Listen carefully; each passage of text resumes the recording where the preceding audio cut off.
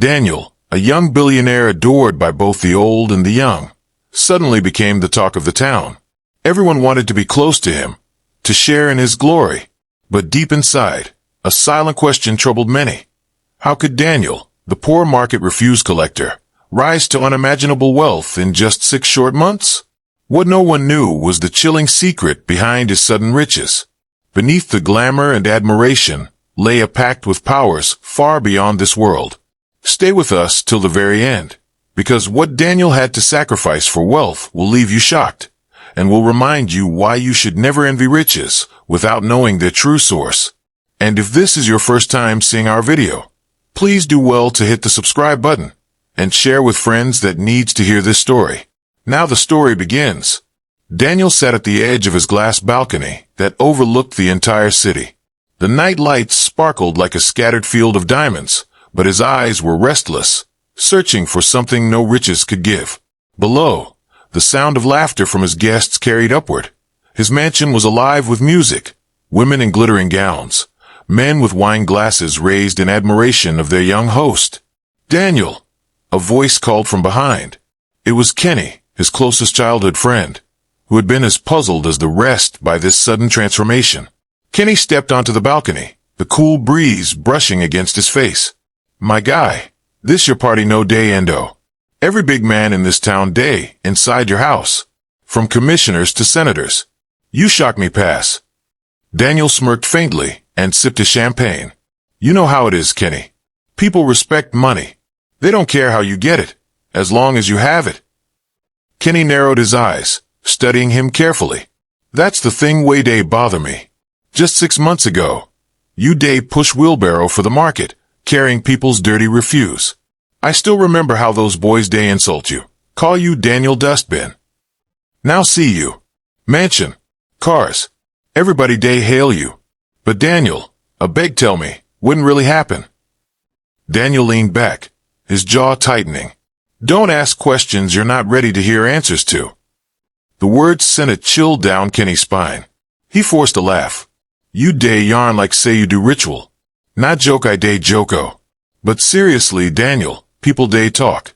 They say you join one secret society. Others say you find oil. Some even dey whisper say you kill person sacrifice Sam. Now weddin'."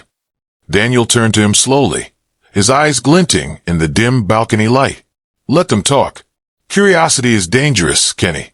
The less they know, the safer they are." Kenny swallowed hard, sensing an edge in his friend's voice.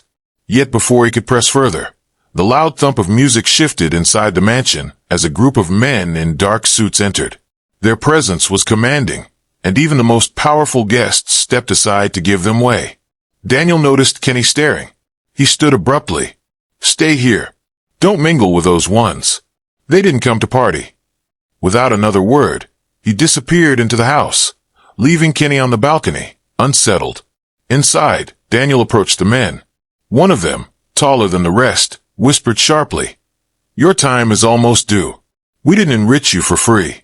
Tonight, after the party, the debt must be paid." Daniel's confident smile faltered for the first time that night. "I know. I remember the deal." The tall man gripped his shoulder. "Then remember also, if you fail, your wealth and your life vanish together. Midnight is near." Daniel's heart pounded, though he kept his face composed. He raised his glass in mock celebration as if nothing troubled him, but sweat dampened his palm. Around him, laughter and music echoed, yet the weight of an unseen darkness pressed heavily. From across the hall, Kenny spotted Daniel with the strange men and frowned. Something wasn't right. He excused himself from a conversation with a senator and moved toward them, but Daniel quickly intercepted him, pulling him aside. "What are you doing?" Daniel hissed, his eyes darting around. "I should be asking you that. Who are those men? And why do you look like you're in trouble?" Kenny pressed, his voice low. Daniel's face hardened. "Kenny, listen to me. Whatever happens tonight, don't interfere. Go home before it's too late." But Kenny shook his head. "No way. You're my brother. If you're in something dangerous, I'm not leaving you." Daniel stared at him, torn between relief and fear. "You don't understand. This life I'm living, it came at a cost. A cost you cannot afford to share. Then explain to me. Tell me what happened. Kenny demanded, gripping his arm.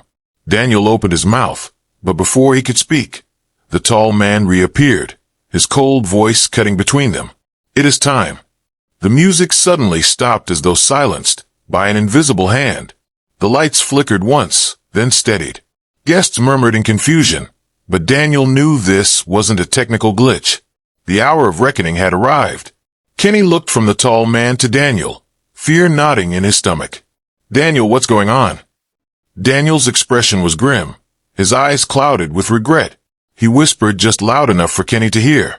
6 months ago, I made a deal with the devil to escape poverty. Tonight, he has come to collect.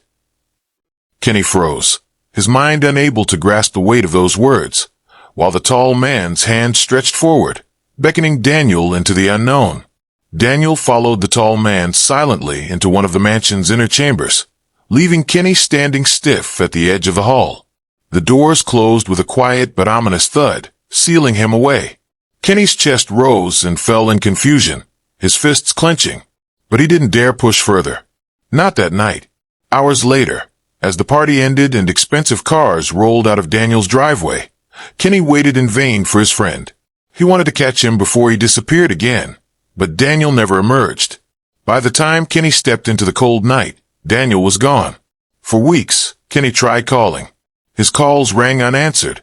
He went to the mansion 3 different times, but the gates were guarded, and the guards told him politely that Oga no day available.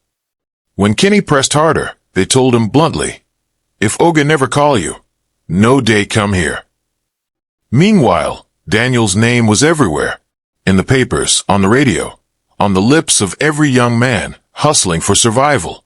He was traveling constantly, snapped in pictures with governors, smiling alongside top CEOs, shaking hands with celebrities whose names carried weight. He became a symbol of overnight success. People began to study his story, though none could piece together the truth. Some said he inherited money from a dead uncle abroad.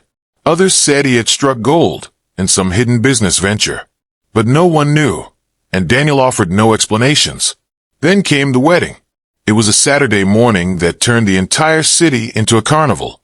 Streets were blocked with convoys of luxury cars. Helicopters hovered in the sky, filming the event for the television stations. The bride was Breenasongs, the sultry musician whose face graced every billboard and whose voice carried across the nation. Known for her beauty and powerful stage presence, she was every man's dream, but she chose Daniel. The wedding hall glittered with chandeliers that cost more than most people's houses. Guests wore outfits dripping with diamonds and gold. Champagne fountains flowed at the entrance, and each guest received a gold-embroidered souvenir bag. People whispered in awe as Daniel walked hand in hand with his bride, dressed in a custom suit rumored to have been flown in from Italy. Now whoa, someone muttered among the crowd. This same Daniel Way Day push wheelbarrow for market? Now Breenasongs' husband. Another shook his head. Money get spirit. If you know get am, you know get respect. Look at him now. Politicians day toast him. Celebrities day dance for him. The party stretched into the night, with performances from top musicians. It was more than a wedding. It was a festival of wealth. By the end of the night, Daniel had sealed his name in the history of the city. He was no longer just rich. He was untouchable, admired, envied, worshipped. But Kenny sat quietly at the back of the hall, dressed in his modest suit, watching everything with a heavy heart. He hadn't been invited formally. He got in only because he still knew some of Daniel's old friends from the market days. As he watched Daniel laugh and kiss his bride under the flashing lights, Kenny's mind churned. He whispered under his breath, Daniel, my brother, wouldn't you sell to get all this? Wouldn't you promise that tall man? But no one around him heard. The music was too loud, the laughter too bright, the glamour too overwhelming. That night, as fireworks lit the sky above the mansion where the couple lodged, Daniel smiled and waved at the cheering crowd. But inside, he knew something no one else did. The wedding wasn't just a celebration. It was part of the bargain. Daniel's marriage to Breenasongs was like a movie. Every photo, every video, every interview painted a picture of perfect bliss. The media called them the power couple of the decade. They were on magazine covers. Their honeymoon trip to Dubai, and then Paris, was broadcasted in gossip blogs, and every young man and woman wanted to live like them. But behind the closed doors of their luxurious mansion, things were not as sparkling as the world thought. One evening, 2 months into their marriage, Breenasongs sat on the velvet sofa, still in her stage makeup after returning from a performance. She watched Daniel pacing across the room, his phone pressed tightly to his ear. His voice was low, sharp, and urgent, though she couldn't hear the other end of the call. "Look," Daniel said into the phone. "I told you, I'll handle it. Don't call me at this hour again. Not when she's here." "Yes, I know the debt is due. Don't threaten me." Breenasongs tilted her head, frowning. "Daniel, who are you talking to?" Daniel ended the call quickly, his face turning to a polished smile. "Just business, love. You know politicians, always demanding something, even at night." She wasn't convinced. "Your voice didn't sound like you were talking to a politician. You sounded afraid." Daniel chuckled and leaned over to kiss her forehead. "Afraid? Me? Come on, Bree, you know me. Fear doesn't live here. Now tell me, how was the show tonight?" She studied him silently, but let it go. At least for now. Weeks passed, and the cracks widened. Sometimes, in the middle of the night, Daniel would jolt awake, sweating profusely, staring at the ceiling as though something invisible stood over him. Breenasongs tried to hold him, but he would gently push her away, muttering, "Go back to sleep." One night, she pressed harder. "Daniel, talk to me. What is wrong with you? You're restless every night. You wake up shouting sometimes. Who is after you?" Daniel sat at the edge of the bed, his back to her, his head buried in his hands. After a long silence, he whispered, "You don't want to know, Bree. If you knew, you wouldn't even stay married to me." Her voice trembled. "Try me."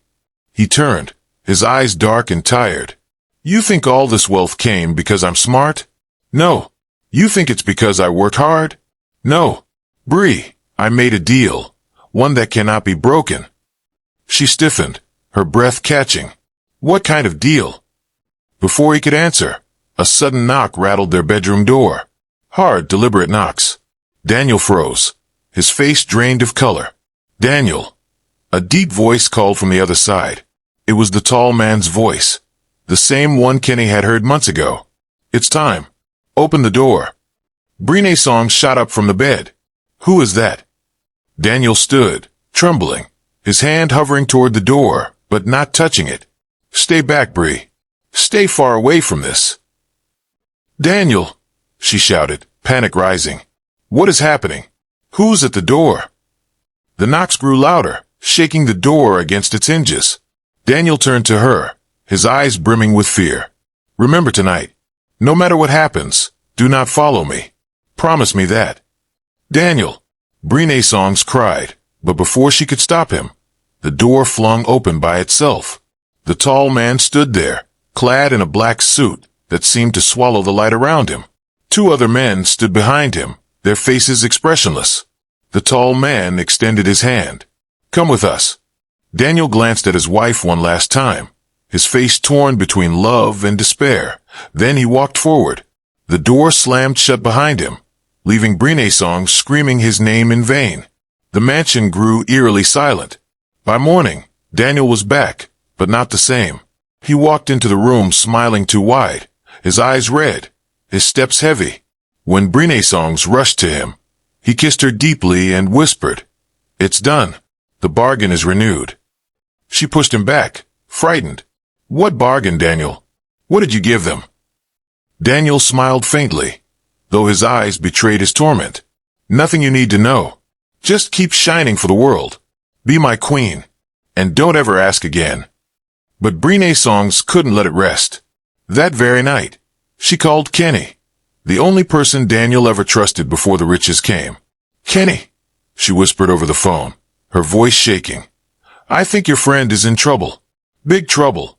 And if we don't do something, we might all be in danger." Kenny, sitting alone in his small apartment, closed his eyes and sighed.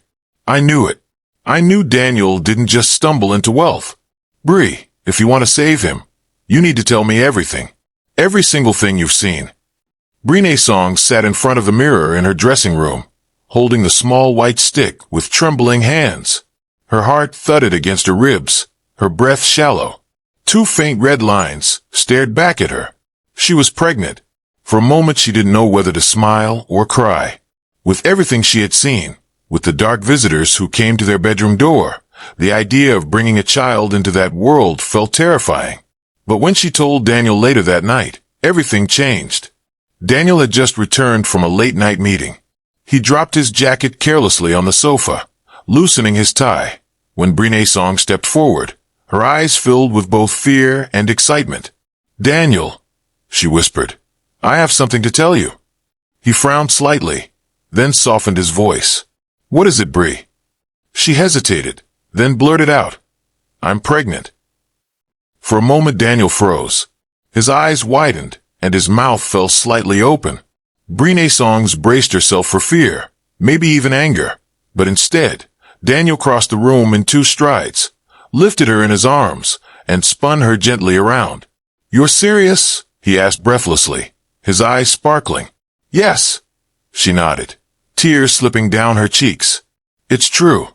Daniel kissed her forehead, her cheeks, her lips, holding her as though she were the most fragile treasure in the world. "Bree, you don't understand this child. This changes everything. You've given me something no amount of money could." From that night, Daniel became a different man. The cold, restless husband who once paced at midnight was replaced by a warm, attentive lover. He doted on Breenasongs, made her laugh, cooked her breakfast himself on some mornings, and shielded her from every stress. But it didn't stop there. Daniel began pouring his wealth into the community. Market women, who once remembered him as the poor refuse collector they mocked, now received envelopes of cash from him to boost their small businesses. He would appear in the market, not with bodyguards and cameras, but with a smile, handing out bundles of money to women who hugged him and prayed blessings over his life. He went to schools where children sat on broken desks, and he paid their fees, promising scholarships to university. The kids adored him, chasing after his convoy and shouting, "Uncle Daniel! Uncle Daniel!" The whole city began to call him the people's billionaire. Kenny, who had once been suspicious, found himself disarmed. One afternoon, Daniel invited him to his office, a towering building with glass walls that kissed the sky. "Kenny," Daniel said, handing him a folder, "you've always dreamed of running your own logistics company. Here are papers, funds, everything you need. It's yours now." Kenny blinked in disbelief. "Daniel, this is too much. I can't take this." Daniel clasped his shoulder firmly. "Take it, my brother. You stood by me when I had nothing. Now it's my turn to lift you." Tears stung Kenny's eyes. He hugged Daniel tightly, his voice breaking. "I swear, Daniel, I'll never doubt you again. Never." From then on, Kenny became Daniel's fiercest defender. Whenever people whispered about Daniel's mysterious wealth, Kenny shut them down, saying, "You people know they see. He's blessing lives. Now only God dare bless person like this." Breenasongs watched the transformation with cautious relief. Daniel was now the perfect husband, the doting father-to-be, and a philanthropist adored by the masses. The strange men in suits no longer came knocking. The eerie silence that once haunted their mansion seemed to vanish. It was as though the pregnancy had rewritten their destiny.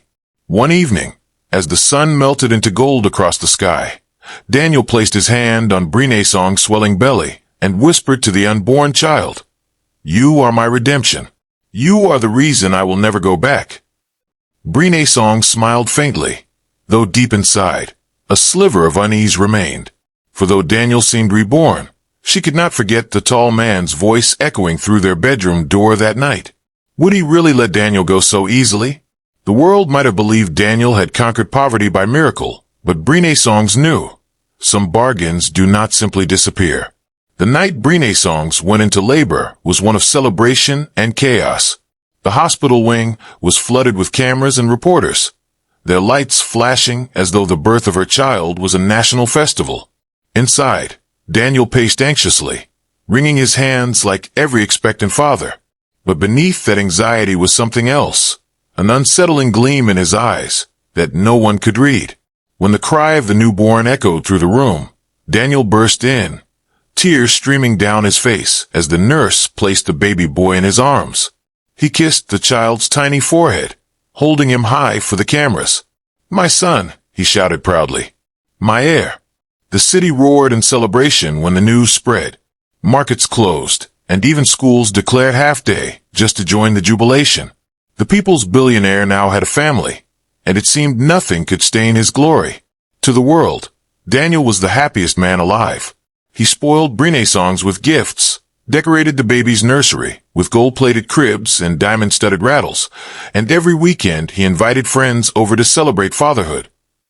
Breena herself slowly relaxed, forgetting the dark nights of fear and strange visitors.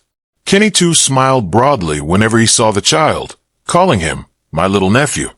But Daniel's heart carried a secret none of them knew. The cult that had given him wealth and power had been very clear. At the age of 3 months, your first son must be returned to us in blood and soil, or both your life and fortune will vanish into dust. Daniel smiled for the cameras, played with his baby in front of visitors, and sang lullabies in the nursery. But behind every laugh was a clock ticking toward the night of sacrifice. 3 months came too quickly. It was a moonless night. Breenasongs was asleep in their bedroom, exhausted from nursing the baby, when Daniel quietly rose. He cradled the boy gently in his arms, whispering, "Don't cry, my son. This is for me, for us." The child cooed, a soft smile curling on his lips, innocent and trusting. At the back of the duplex, Daniel had prepared everything. A round pit, freshly dug, lay waiting like a hungry mouth. Daniel stood over it, his eyes glistening with both pride and dread. He smiled faintly as he lowered the child closer to the edge. But at that exact moment, a scream ripped through the night. "Daniel!" It was Breenasongs.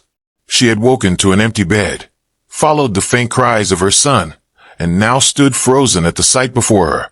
The man she loved, the father of her child, poised over a pit with her baby in his hands. Her scream echoed through the neighborhood. Within minutes, neighbors rushed in, breaking through the gates, pulling Daniel away from the pit. The baby wailed as Breena snatched him back into her arms, trembling violently. "What are you doing, Daniel?" she cried, tears streaming down her face. "This is your son. Our son." Daniel, panting heavily, tried to speak, but his words tumbled out in broken sobs. "You don't understand. If I don't do this, I lose everything. Everything. The money, the power, my life. It all goes if I don't give him." The neighbors gasped in horror. Some shouted, "So it's true. This man did do ritual." Others surged forward, fists raised. They dragged him into the open, beating him furiously. Daniel didn't resist. He fell to the ground, blood mixing with dirt, his voice hoarse as he screamed confessions. "I made a deal. I gave them everything they wanted. My soul, my peace, my sleep. They asked for my son. If I don't give him, they'll take me. They'll take everything. Please, let me finish. Please." His cries turned into laughter. High, broken, mad laughter. His eyes rolled back, his mouth foamed, and he shook violently.